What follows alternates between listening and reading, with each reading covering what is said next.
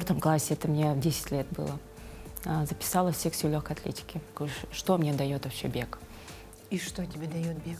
Бег дает очень сильную работу над собой. Ты собираешь забеги. Просто вот медали, медали, медали.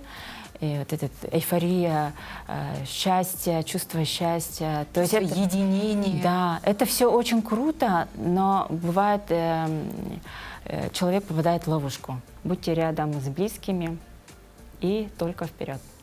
И не ограничивайте себя. Да, и не ограничивайте себя, будьте здоровы. Как Марфа Троева.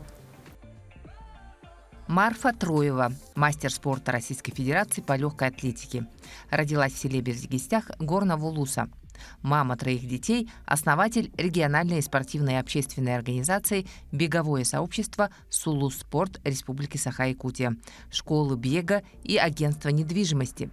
Является амбассадором международного проекта в Индонезии. Внесла значительный вклад в развитие редкого пока для Якутии вида спорта, как фехтование. В качестве тренера по легкой атлетике готовила спортсменов до уровня кандидата в мастера спорта на дистанциях 42 километра 195 метров и в суточном беге. В последнее время Марфа работает с предпринимателями и спортсменами как коуч по достижению масштабных целей.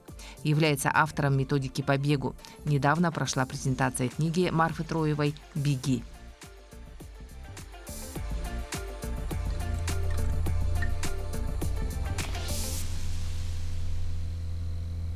Марфа, привет! Привет. Я так рада, что я тебя застала в Якутске, и что мы можем поговорить обо всем очень компактно, потому что у нас время ограничено, к сожалению. Скажи, пожалуйста, ты сейчас где живешь? Я живу с детьми в Москве. В Москве, но мы зимовали 4 месяца, жили на Бали. Поэтому многие спрашивают: Марфа, ты где живешь? В Да, Якутске не или в очень понятно. Да. Ну и мы развиваем проект на Бали. Какой? Это комплекс, Every Bali называется. Большой комплекс, то есть там продаются апартаменты, виллы. Ну, это То то, есть что касается вот риэлторской деятельности. Это сфера недвижимости, да. Ты вообще человек-оркестр. Да? Недвижимостью занимаешься, бегом занимаешься, саморазвитием занимаешься, детьми занимаешься. Чем ты не занимаешься, скажи, пожалуйста? Была фотографом. Вот, фотографом была. И здесь еще какое-то мероприятие же организуешь, да? Привозила сюда и Ирину Хакамаду, и Рогова. Скажи, пожалуйста, вот это вот все тебе для чего? Это и обязательно ли должно быть так много всего? Нет, не обязательно. И я считаю, что это зависит от самого человека, как вообще человек видит жизнь. И когда ты реализовываешь свои желания, то есть это про желание, то есть ты хочешь что-то, и ты не закрываешься, а открываешься. То есть ты открываешь себе двери и хочешь это реализовать, и ты это делаешь. Вот. Это из этой серии. В качестве организатора я считаю, что это для меня как также инструмент, то есть мне нравится организовывать вообще мероприятия, вот и спортивные, и вот, образовательные сферы. Вот, и мне нравится, я это реализовываю. Тем более, когда ты находишься в Якутске, тут немножко другая аудитория, другая энергия, действительно. То есть тут как-то проще на самом деле. То есть когда ты живешь в Москве, там масштабы большие. В Якутии это родная земля, и я чувствую, как вот, действительно помогает, да, родная земля, люди помогают, поддерживают, и это все также влияет на реализацию каких-то проектов. И очень важно это же чувствовать. Да. То есть и вот это внутренняя стержень очень сильно влияет, чувство уверенности. То есть это важно знать, вот для реализации каких-то проектов важно знать о себе больше. То есть чувство, да. И, конечно, это нелегко дается, то есть и ты волнуешься, и ты какое-то чувство неуверенности может тоже входить в эту историю, также какие-то тревожные состояния может быть. То есть все это есть в комплекте. Но когда ты знаешь себя, когда ты знаешь, кто тебя окружает, какие люди, и ты берешь то, что тебе надо, и двигаешься вперед, то да, то есть все можно реализовать. Я бы хотела вернуться к родной земле. Вы говорите, что родная земля помогает. А Родина для тебя является Бердыгистях. Да, я выросла в Горный. Бердыгистях и Горного Улуса, но, получается, последние годы школу я заканчивала в Тате, в Татском Улусе, село Тыкёль. Вот в этом году прошли игры, да, я представила Тату. Вот в спортивной карьере как раз-таки, да, вот меня поддерживали больше, ну, руководство, получается, да, Татского Улуса. В спортивной карьере. Вообще, давай про детство немножко. Да? Как проходило твое детство? Как получилось так, что спорт вдруг заинтересовал? Кто на это повлиял? У нас в генах есть спортсмены. Да? По линии мамы, вот, по линии отца. Ну, отец тоже занимался спортом, но чисто вот в школьном возрасте. По линии мамы у нас есть мастера по стрельбе из лука, по вольной борьбе. И я считаю, что почему я выбрала именно спорт, это желание, да, в первую очередь. Ну и желание, ну, то есть стремление к росту, развитию. И как раз вот в Бердыгистях у нас работала вот секция легкой атлетики. И у меня в одно время прям это желание появилось записаться. В 4 классе, это мне в 10 лет было, записалась в секцию легкой атлетики. И начала бегать. И все, и с тех пор бегаешь. Нет, у меня были перерывы, по состоянию здоровья меня даже отчисляли 2 раза. Я вот когда писала книгу, только тогда вспомнила, оказывается, меня же 2 раза отчисляли. В 9 классе и в 10 классе. Из секции? Из секции, получается, уже в Якутске, когда я уже переехала в Якутск, поступила в спортивную школу. И вот, получается, после 9 и потом уже после 10 класса. А почему отчисляли? По состоянию здоровья. И вот в те годы как раз я начала больше вот проникаться внутрь и чувствовать, да, больше, что мне дает вообще бег. И что тебе дает бег? Бег дает очень сильную работу над собой. Это не только вот физические данные, то есть это не про пресс, там, а больше про силу духа, Хотя качество. у тебя такой пресс, как будто бы именно про пресс, Марфа. Ну вот действительно бег очень сильно развивает человека, но тут есть несколько этапов развития. То есть есть человек, который развивается чисто, чтобы участвовать на забегах, например, да, чисто качает вот, достигательства. Вот. Бег ради бега. Да, Да? да. Спорт ради спорта. Ну, в начале только так, на самом деле. Люди хотят получить мотивацию, люди хотят похудеть, хотят познакомиться с кем-то, окружение, сообщество. Это все, вот, это начальный этап. Хотят быть в тренде. Да, Даже, да, в бегать тренде. модно. Да. Хотят купить себе спортивную одежду, красиво выглядеть, да. Это все вот этот первый этап, который вот сейчас все это транслируется. Это зачем люди приходят туда? Да, да. Так, а дальше? А дальше второй этап — это когда человек может почувствовать и выгорание, не понимает, зачем вообще вот, бегают, зачем выделять на это время. То есть это вот как раз-таки второй этап, когда человек начинает думать уже, зачем, кто я, да? И бег начинает давать пользу, когда вот это вот второй этап, когда переходит. И третий этап — это уже про осознанность. Уже вот ты несколько этапов проходишь, и вот на третьем этапе, 2 этапа проходишь, на третьем этапе человек уже встречается с собой. Вот уже такое много вопросов, и на вопросы уже начинает отвечать. И вот как раз-таки моя книга про это. Да, Это какая-то методика есть, это да, методика, своя? да. Про отношения про отношение к бегу и про возможности, которые дает бег. Мгм. То есть эта Очень- книга не для спортсменов? Нет, не только для спортсменов, вот поэтому в рамках вот фестиваля «Тренды саморазвития» я организовываю презентацию. То есть если бы книга была бы только про спорт, я бы собрала только бегунов. Ну да, Да? логично. А тут я собираю личностей, достаточно известных, и личностей, которые внесли вклад в развитие города, республики. Это люди, действительно, которые очень много работали. Ну вот методика имеет 3 упражнения, и это больше про мышление, про ментальную часть развития человека. То есть есть физика, есть духовная часть, есть ментальная часть. В книге больше про ментальную часть, ну и духовное развитие в том числе. Как это связано с бегом? Да, бег очень сильно влияет на мышление, меняет, прям меняет. То есть мы начинаем с тела, но мы получаем результат именно в мышлении.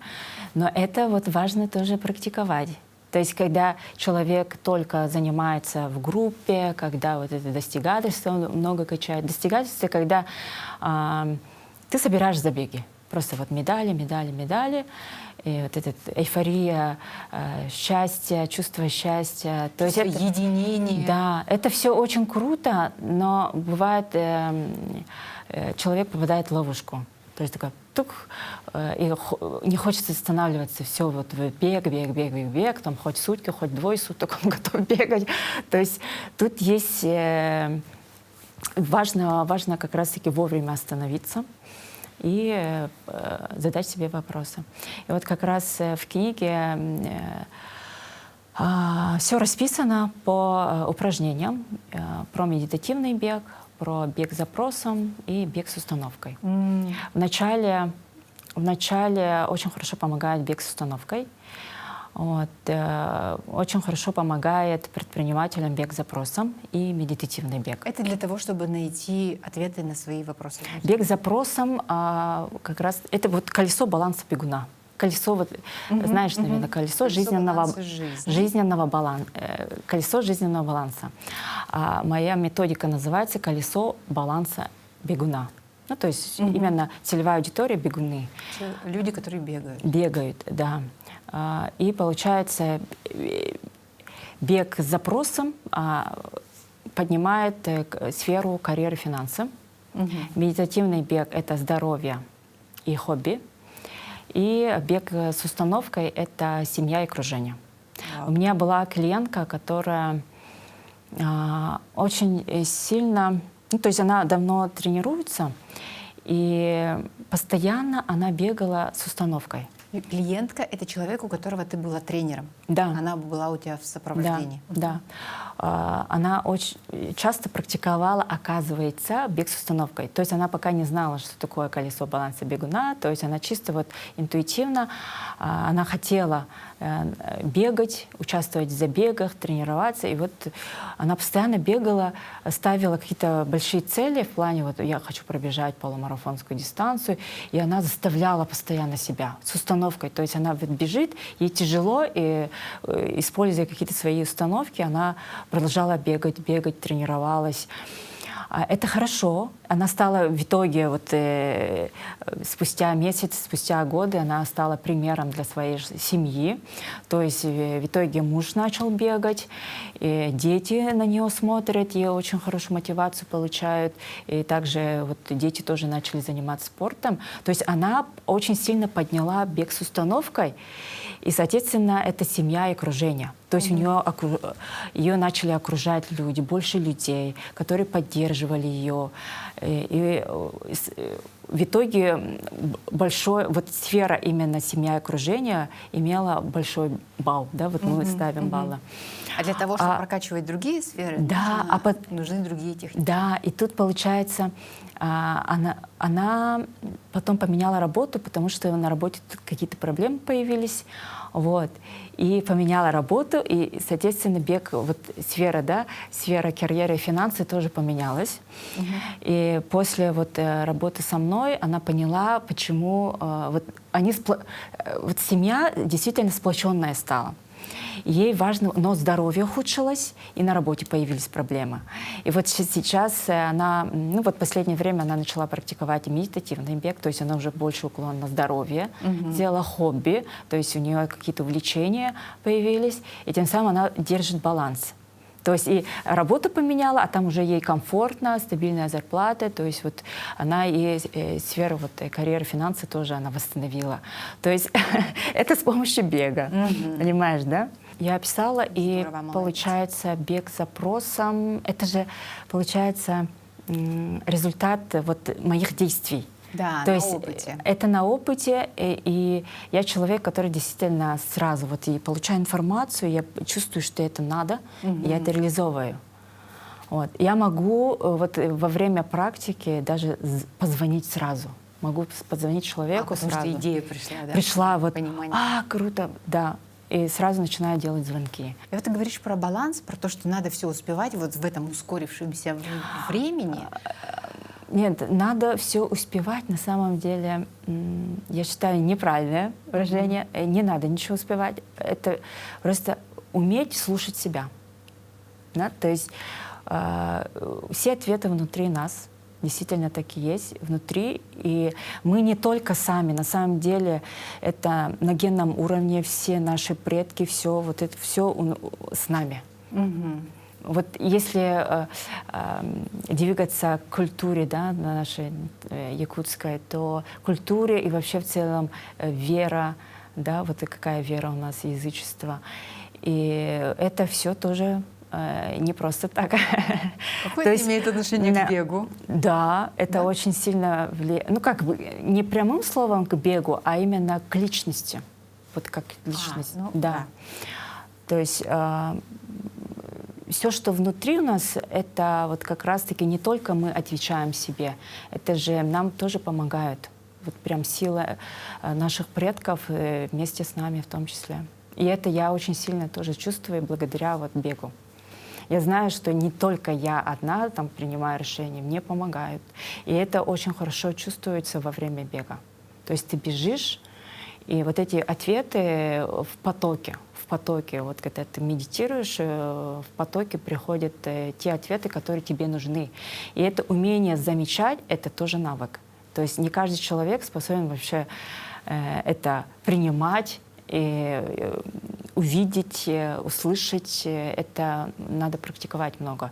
И не каждый человек вообще способен, потому что я реально поняла, что если вот, прикинь, все вот 30 человек, которые выходят на марафон, да, в Москве, если все будут так гармонично чувствовать себя, то, ну, как реально мир изменится. Да? Ну, это да. Да, и так получается, что только человек, который действительно хочет работать над собой, хочет этого почувствовать, всего этого добьется. Это выборка. Такая очень у кого сильная. есть запрос. Да. А иногда бег — это просто бег. Да, Да? для Иногда кого-то бег вот конкретно просто физическая работа, физическая Да. нагрузка. Для кого-то это так, и это нормально тоже. То есть кому-то такой формат больше подходит, и он не заморачивается или же не пытается вот понимать осознанный бег.